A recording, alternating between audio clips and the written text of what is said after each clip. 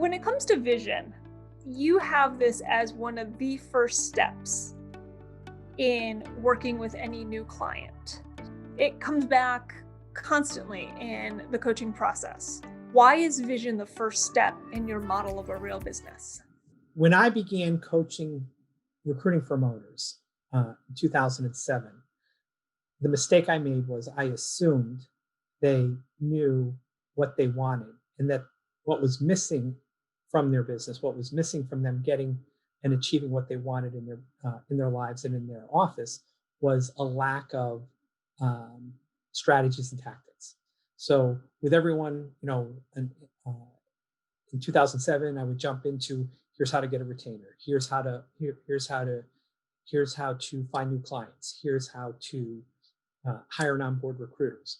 And we had a group of clients that did really, really well with those ideas, and we had a group of clients that did almost nothing with those ideas, and they were in the same, in very similar groups. And then the challenge became, what was the difference between the two groups? And the people in the group that excelled had a clear idea, or as a clearer idea of where they wanted to be 2, 3, 4, 5 years out in their business and personal lives, and how implementing these strategies would affect their livelihoods, how it would affect their roles, the quality of the clients they had. So the reason it's important, and this is kind of the litmus test for you if you're listening, is do you kind of show up in the morning and kind of attack your emails and maybe jump on LinkedIn and then maybe set a fantasy baseball or football roster, then loop back to your email to see if anyone's kind of sent you a note. Maybe I'm thinking about it. I got to call, that candidate to pre-close him or her on an offer. Or do you show up and you have a predetermined plan for the week that's in alignment with exactly where you want to be a year from now and 2 years from now? And if you're listening to this, my gut feeling with 90% probability is you're in that former group to some degree or another. You're kind of drifting day to day.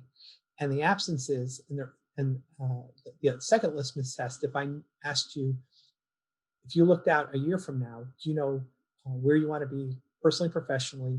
What would make you really, really happy with your progress? And most people, when they're asked that, they take a long time to answer it. If that's you, then you know you probably need a vision, because it's in the absence of a vision, one tends to drift. You talk about people drifting in the absence of a vision, but when they don't have a vision, what happens then? Or doesn't happen?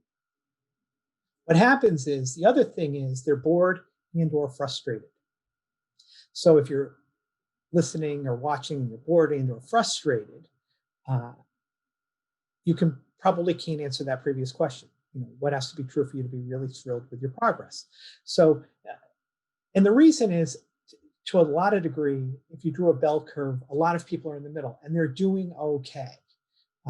They're paying their bills. They might not have the abundance that they want. They might not have all the things they want, but they quote unquote can't complain. The challenge is the brain works off images.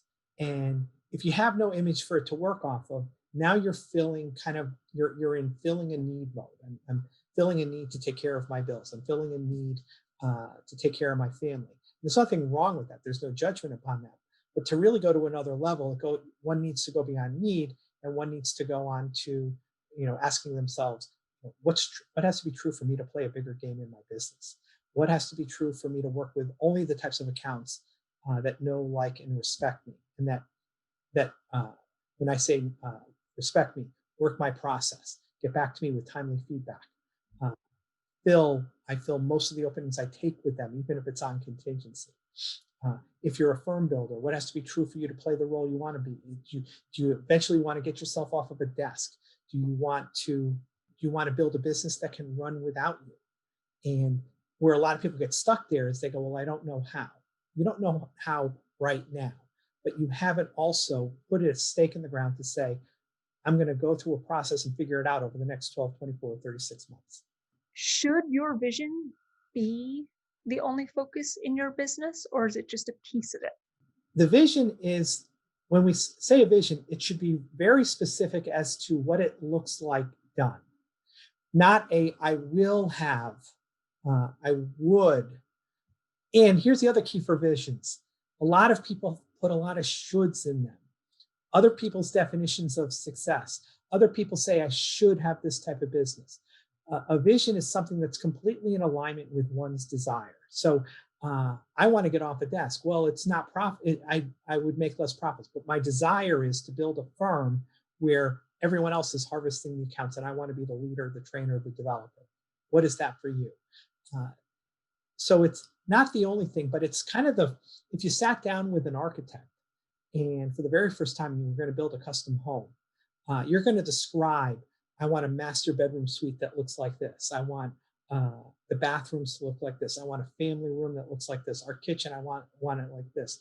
I want to find a piece of property that's on a lake, in the woods, in the city, whatever that is for you. But you're going to sit down with an architect and you're going to describe what you want lifestyle-wise out of the home vividly to that architect.